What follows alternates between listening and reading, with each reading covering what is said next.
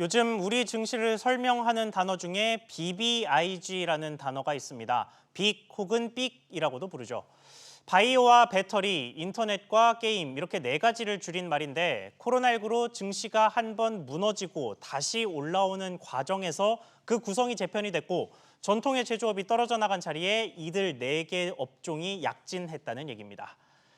증시는 곧 산업을 상징합니다. 증시의 재편은 산업의 재편을 반영하기도 하고 예고하기도 하는데 어느 방향이든 자동차나 정유 같은 전통적인 제조업은 하락세가 분명해 보였습니다. 이런 와중에 반도체가 사고를 쳤습니다. 코로나19 상황 속에서 삼성전자가 어닝 서프라이즈를 기록하면서 증시에 빅만 있는 게 아니라는 메시지를 분명하게 보냈습니다. 오늘 이슈 분석에서는 우리 산업계의 실적 상황과 함께 주식시장 상황까지 자세히 짚어보겠습니다. 양준석 가톨릭대학교 경제학과 교수 나왔습니다. 교수님 안녕하십니까? 안녕하세요. 네, 삼성전자 이야기부터 해보겠습니다. 정말 예상을 크게 뛰어넘은 실적이었습니다. 그전에는 증권사들 전망치 중에 제일 높았던 게 7조 원이었는데 영업이익 8조 원을 기록을 했어요. 이게 부문별 세부 실적은 이번 발표에서는 포함되지 않았습니다만 역시나 반도체가 힘을 좀 썼겠죠. 지금 시장에서 나오는 이야기를 들어보면은 물론 반도체가 가장 큰 역할을 했긴 했지만 다른 분야도 그렇게 나쁘진 않았던 것 같습니다. 네. 매출액을 보면은 좀 어차피 줄었어요. 매출액을 보면 어차피 줄었지만은 그렇지만은 생각보다 많이 줄지 않았다. 지금 막 이게 좀 반도체가 이번에 그 선진국에서 락다운하고 셧다운하면서 사람들이 집 안에 있으면서 각종 전자기계나 대면 그 기계를 썼기 때문에 네. 서버를 늘리는데 반도체가 생각보다 많이 사용됐고 그렇게 해서 반도체 가격도 올랐고 그다음에 이런 사람들이 다 또 컴퓨터나 태블릿이나 스마트폰을 또 다 있어야지만 그런 비대면 활동을 할 수가 있기 때문에 그런 판매 부진이 생각보다는 낮았다. 그래서 매출은 조금 줄어들었지만은 또 삼성 내에서 좀 비용을 많이 절감시켜 가지고서 예. 이렇게 높은 영업이익을 만들었다. 그렇게 얘기하더라고요. 그렇군요. 자, 그런데 이렇게 어닝 서프라이즈라는 이름이 나올 정도의 실적이 발표가 되면 주가가 뛰어야 되는데 주가는 오히려 꽤 큰 폭으로 하락을 했어요. 이게 원인이 어디에 있다고 보십니까? 예, 삼성보다는 그 시장 전체적으로 그런 원인이 있다고 지금 생각하고 있는데요. 예. 코스피 같은 경우는 어저께 1.09% 떨어졌는데 다 보면은 기관하고 그리고 외국인들이 팔았거든요. 그렇게 해서 여기에 일종의 어떤 프로핏 테이킹이 아니냐. 삼성이 일단 이렇게 큰 뉴스를 쳤으니까 이제는 시장이 어느 정도 올라갔으니까 여기서 지금 일단은 좀 돈을 걷어버리고 그다음에 다시 시작하자 그런 생각에서 좀 걸어들이지 않나 그런 생각도 좀 들고요. 그다음에 3분기가 좀 어려울 거라는 것은 다 알고 있는 사실이기 때문에 네. 일단은 지금 한번 좀 재정리해보자 좀 그런 생각이 좀 있었던 것 같습니다. 최소한도 기관하고 외국인 측에서는. 그렇군요. 자, 3분기 이후 이야기를 좀 하기 전에 반도체 시장 전반에 대해서 이야기를 좀 해보겠습니다. 삼성전자가 반도체를 원동력으로 삼아 이렇게 높은 실적을 거뒀으니 SK하이닉스 같은 경우도 영업이익을 최근에서 상향 조정해야 된다 이런 식의 이야기가 나오고 있더라고요. 이게 시기를 좀 과거로 돌려보면 작년 같은 경우에 반도체 슈퍼사이클의 하락세에 접어들었다 이러면서 반도체 가격이 계속해서 떨어지고 실적도 안 좋고 이런 상황이었는데 그때 우리나라 반도체 업체들이 좀 투자를 오히려 공격적으로 늘렸던 게 이제 와서 좀 결실을 보고 있는 느낌이에요. 대만을 제쳤다 이런 소식도 있더라고요. 예, 하여튼 이번에 코로나 독감이 어떤 면에서는 우리한테 좀 도움이 됐습니다. 아까 얘기했지만은 갑자기 예상하지 못한 그 코로나 독감이 와가지고선 사람들이 다 집에 있으니까 비대면 활동이 확실히 늘면서 서버를 늘릴 수밖에 없었어요. 네. 그 회사들도 다 비대면으로 일하니까 줌 같은 그런 프로그램을 쓰면서 활동을 해야 되고 그다음에 집에서 극장이나 식당 갈 수 없으니까 넷플릭스나 디즈니 플러스나 그런 걸 보면서 또 역시 서버의 역량을 늘려야 되니까 상당히 많은 반도체를 사용했다 이렇게 나오고 있는데 네. 3분기에 이런 현상이 또 들어갈까? 그거는 조금 좀 아직까지 애매합니다. 6월서부터는 좀 반도체 가격이 좀 떨어진 면이 있는데 일단은 선진국에서 이제는 좀 더 활동을 하기 시작하니까 이제 집에서 좀 빠져나오기 시작하니까 그만큼 이제 서버를 늘릴 그 이유가 좀 없어져 가지고선 이런 서버들의 투자를 좀 줄인다. 그런 이야기가 있고 그다음에 1분기에는 상당히 많은 반도체 사용자들이 중국을 보고선 좀 반도체 사재기했어요. 네. 그렇기 때문에 지금 재고량이 상당히 그 반도체 사용자들이 상당히 많다고 하더라고요. 그렇기 때문에 더 이상 반도체 살 필요가 없다. 그렇게 해서 지금 어떤 면에서는 경제가 회복되면은 그러니까 그 더 이상 집에 있지 않아도 된다면은 그러면은 반도체 가격이 계속 떨어질 가능성이 좀 큽니다. 그렇군요. 자, 그리고 반도체를 생산하지는 않지만 전통적으로 삼성전자와 같은 날에 실적을 발표하는 업체가 있죠. LG전자 이야기인데 LG전자도 뭐 삼성만큼은 아닙니다만 2분기 실적이 꽤나 선방을 했습니다. 여기 원동력은 어디 있었다고 보십니까? 여기도 보면은 매출액 같은 건 떨어지긴 했지만은 예상보다는 덜 떨어졌다는 게 지금 좋은 뉴스죠. 예. 그 LG 같은 경우는 저 가전 같은 것들이 상당히 자기네들의 장점인데 반도체나 뭐 전자제품 자체보다는 그런데 국내적으로는 그 프리미엄 전략이 맞아 들어갔다. 그렇게 해서 국내 판매가 증가했고 그 다음에 또 해외 차원에서는 역시 그 미국 같은 경우에는 이번에 $1,200씩 모든 가족한테 나눠줬으니까 그 예. 돈 가지고 사람들이 가전 제품을 좀 생각보다 많이 샀다.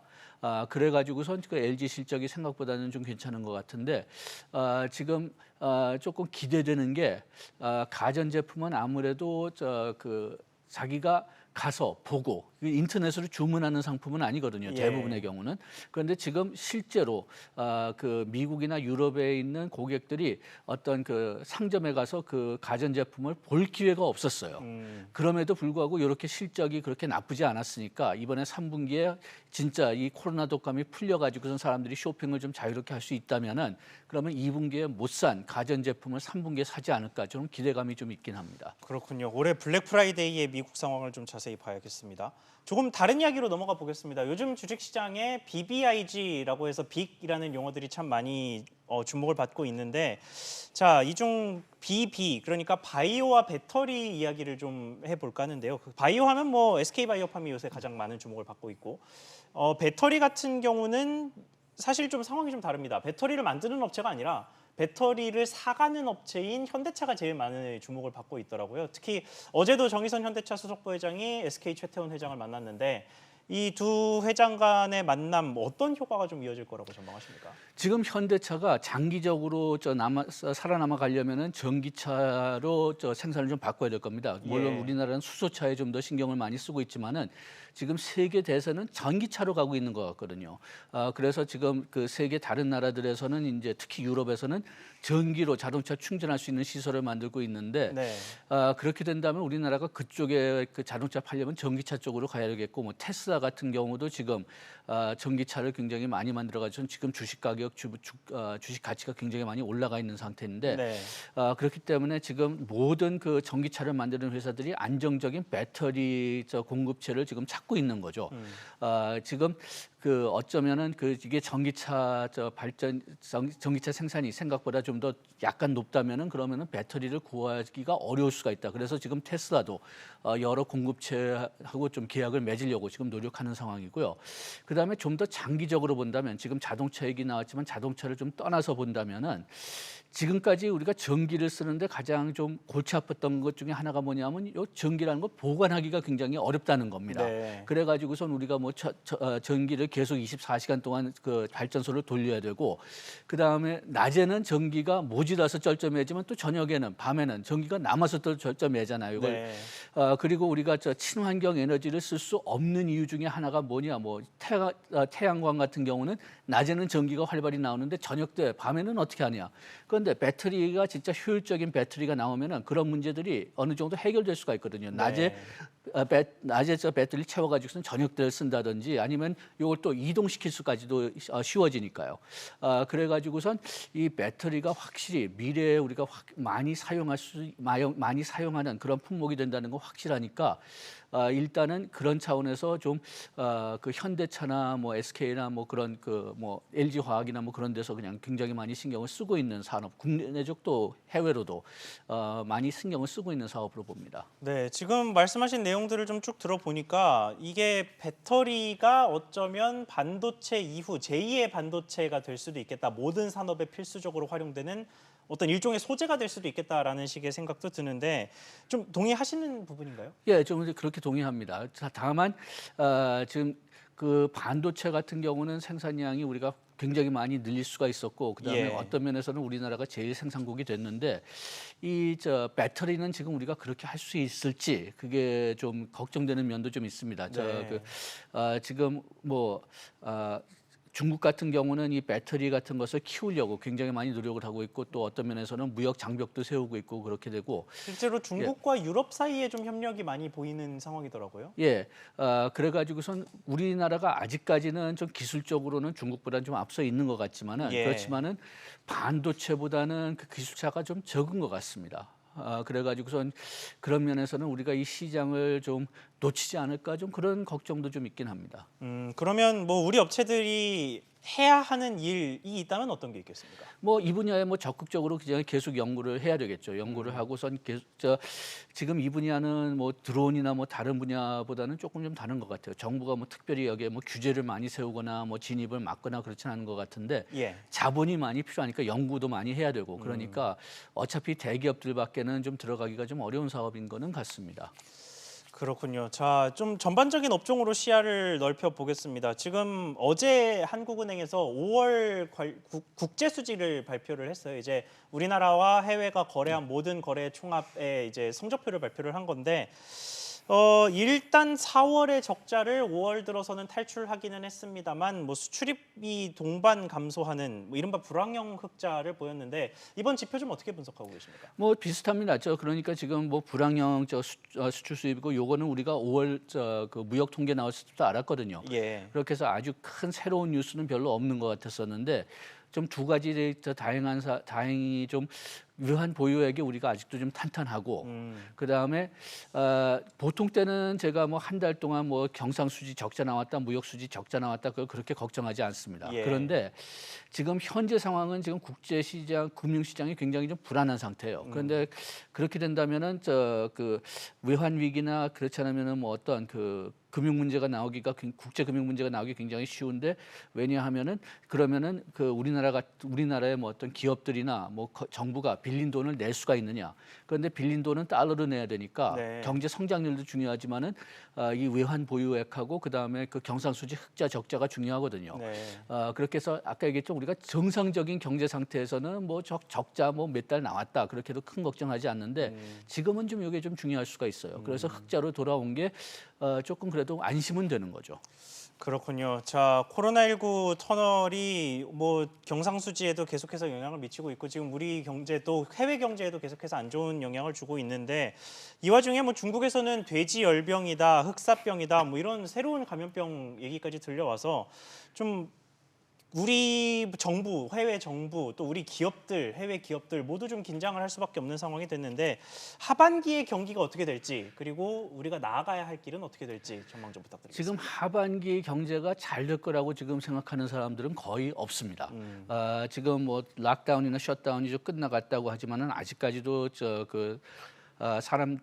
사람들이 굉장히 불안하고 있거든요. 예. 그렇게 해서 내가 회사에 다시 일하러 들어가면은 또 코로나 독감 걸릴 수 있지 않을까, 내가 쇼핑 가면 걸릴 수 있지 않을까. 그래가지고는 아직까지는 상당히 좀 침체돼 있는 상태인데요. 네.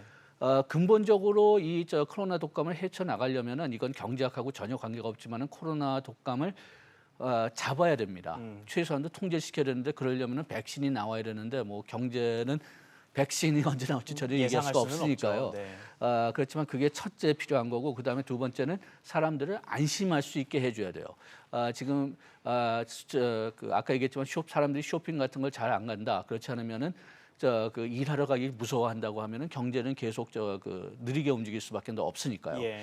그 두 문제가 해결된다면 우리가 본격적으로 이제 경제학자들이 들어가 가지고 이제 지금까지 문제가 됐던 코로나 독감에 의했던 어떤 피해, 뭐 파산된 뭐 기업이나 뭐 잃어버린 일자리라서 어떤 해결책을 좀 쓸 수가 있겠지만은 그때까지는 지금 일단은 경제 차원에서는 기업을 계속 살려놓고 그러니까 너무 많이 파산하지 못하게 계속 지원을 해주고 그 다음에 일자리를 유지할 수 있게 지원을 해주고 그 다음에 될 수 있으면은 소득을 좀 유지시킬 수 있는 방법을 계속 써주는 게 그게 방향인 것 같습니다. 소득이 있어야지 또 지출이 있고 지출이 있어야 기업들이 계속 사니까요.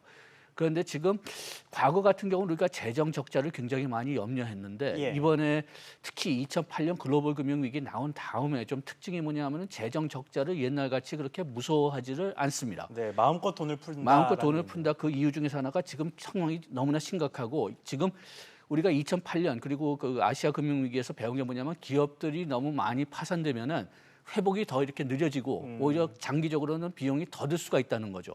그래가지고 과거에 재정 적자를 쉽게 해야 그런 국제 학자들, 미국이나 유럽에 있는 학자들이 그 2008년에 그 재정 적자를 염려해 가지고선 정부 지출을 너무 줄인 국가들의 회복이 굉장히 느렸어요. 거기에 비해서 좀 돈을 많이 풀어놓은 나라들은 좀 더 회복이 빨랐다.